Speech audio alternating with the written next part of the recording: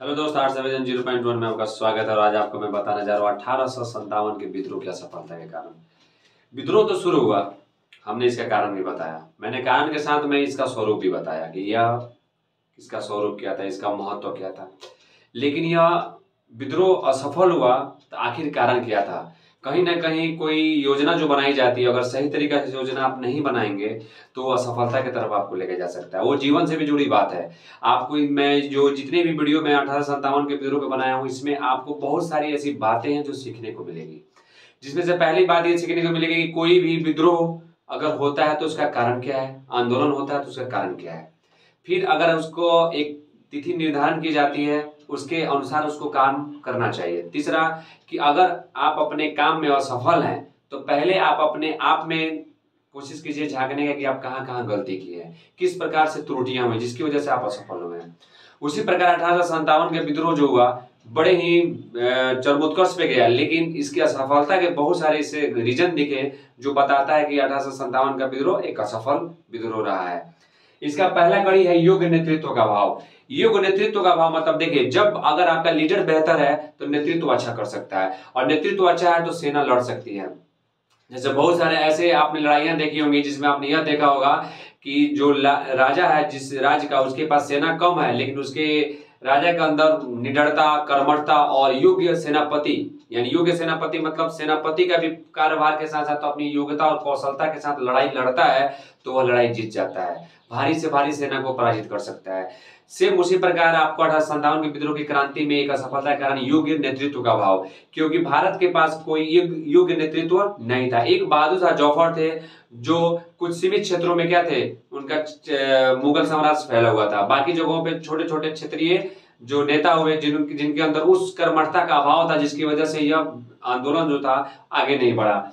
इसके बारे में हम जानकारी हासिल करें। क्रांति की असफलता के कारणों में एक कारण योग्य नेतृत्व का अभाव रहा है, क्योंकि बहादुर शाह जफर एक वृद्धा थे, यानी एक वृद्धा व्यक्ति थे जिनके पास कुछ ही समय बचे हुए थे जो अपने जीवन शैली को जीने के लिए, लेकिन फिर भी उन्होंने इसमें भाग लिया, लड़ा। लेकिन बहुत जगह ऐसा देखने को मिलेगा कि नाना साहब, जैसे नाना साहब हैं, रानी लक्ष्मीबाई हैं, बख्तवली हैं, बेगम हजरत महल है, ये लोग क्षेत्रीय नेता थे। ये क्षेत्रों के लिए ही ज्यादा अग्रसर, इनको ज्यादा पॉपुलैरिटी मालूम नहीं था, जिसकी वजह से लोग इनके विद्रोह को ज्यादा समर्थन नहीं दिए। एक नाम बहुत फेमस था बहादुर शाह जौफर, लेकिन ये क्या थे, वृद्धा थे।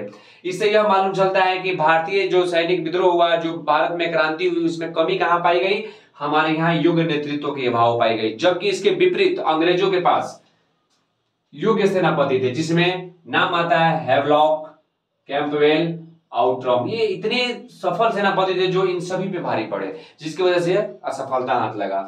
दूसरा पॉइंट आता है समय से पहले। देखिए, समय से पहले अगर कोई भी काम होता है ना तो कहीं ना कहीं उसमें रुकावट आ जाती है। इस विद्रोह का एक तिथि निर्धारित की गई थी 31 मई 1857, लेकिन यह विद्रोह 10 मई को शुरू हो गई। अब मान लीजिए अगर आपने कोई योजना बनाया है कि हम यह काम इस समय से करेंगे, लेकिन यह काम बहुत पहले करना पड़ जाए तो नुकसान हो सकता है। उस समय के अनुसार लोग उसमें जिज्ञासा, क्योंकि लोगों के माइंड में एक सेटअप होता है कि मुझे यह काम इतने समय में करना है, और वो सेटअप अचानक इधर उधर हो जाए तो आदमी सही से कार्य नहीं कर पाता है। तो दूसरा कारण होता है समय से पहले क्या होना, विद्रोह की शुरुआत होना। यह इसकी असफलता का दूसरा कारण है। विद्रोह की तिथि 31 मई को 1857 को रखा गया था, लेकिन 10 मई को शुरू हो गया। मेल्सन का कहना था अगर विद्रोह निश्चित समय पे, जिस तिथि को यह विद्रोह रखा गया था, अगर उसी दिन यह विद्रोह हुआ होता तो शायद अंग्रेजों के जीवन काल में इतना खतरनाक विद्रोह का सामना उन्हें कभी नहीं करना पड़ता, क्योंकि एकजुट होकर लोगों ने यह आह्वान किया था कि 31 मई को यह चीज होने वाली है। अगर बाई चांस आप मिला लीजिए, अगर कोई अपना काम आपने किसी डेट को फिक्स कर दिया, उसी डेट को कोई दूसरा काम आ जाए अचानक, अगर वह काम नहीं हो पाता है तो आप विचलित हो जाते हैं, उतना जिज्ञासा, उतने आत्मविश्वास के साथ काम नहीं कर पाते हैं। इसलिए यह विद्रोह का सफलता का कारण समय से पहले होना। तीसरा पॉइंट इसका आता है देसी राजाओं का अंग्रेजों का सहयोग। देखिए, जब तक आपके काम में आपका परिवार, आपका समुदाय अगर आपका साथ नहीं देता है तो आप सफलता की तरफ नहीं बढ़ सकते हैं। इसका प्रमाण मिलता है 1857 के विद्रोह का।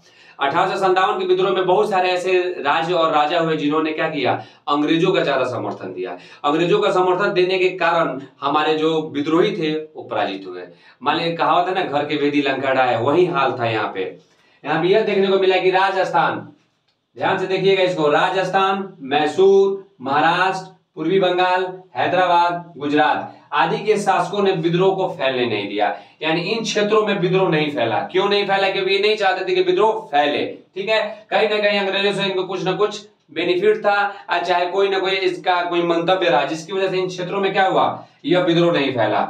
साथ ही हैदराबाद, ग्वालियर और पटियाला, जींद और नेपाल में विद्रोह का दमन किया गया। यानी अगर यहाँ पे जो विद्रोही लोग ने विद्रोह किया तो इन राज्यों के लोगों राजाओं ने क्या किया, विद्रोह को दमन यानी विद्रोह को दबाया, जिससे अंग्रेजों को क्या मिला, सहारा मिला। जब अंग्रेजों को सहारा मिला तो अंग्रेज और प्रबल हो गए और अपनी योग्यता और अपने बुद्धिमत्ता के तहत हमारे विद्रोहियों का काफी दमन किया। जिन क्षेत्रों को हार चुके थे वह क्षेत्र पुनः वो जीत लिए। अब आता है अगला पॉइंट, विद्रोह का क्षेत्र सीमित होना।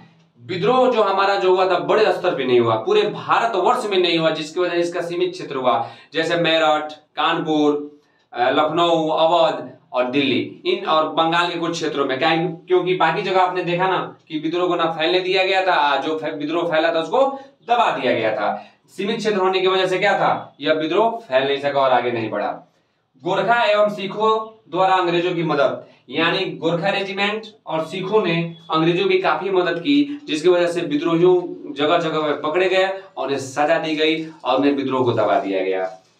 अनेक वर्गों की उदासीनता, इसमें बहुत सारे ऐसे वर्ग थे जो शिक्षित वर्ग थे, जिनको अंग्रेजों से बेनिफिट था, उन्होंने इस विद्रोह में शामिल नहीं हुए, इस विद्रोह का समर्थन नहीं किया। और विद्रोह का समर्थन नहीं करने की वजह से क्या हुआ, यह विद्रोह धीरे धीरे असफलता की तरफ आगे बढ़ गया।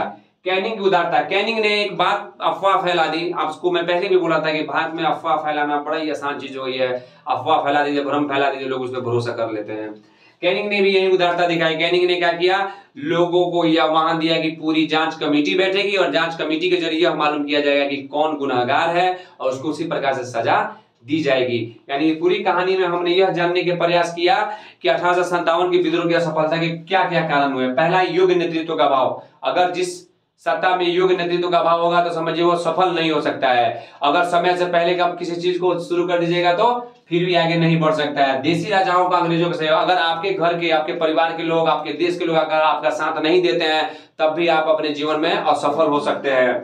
विद्रोहियों का क्षेत्र सीमित होना, यानी विद्रोही का क्षेत्र क्या था, सीमित था। अगर आपका क्षेत्र बड़ा नहीं होगा, नेतृत्वकर्ता सही नहीं होंगे तो कहीं ना कहीं विफलता आपके हाथ लगेगी। अगर अंग्रेजों को देखा जाए तो अंग्रेज ने अपनी पूरी निष्ठा के साथ इस विद्रोह का दमन किया था, लेकिन हमारे क्रांतिकारी लोगों का साथ पूरे राजाओं ने नहीं दिया था।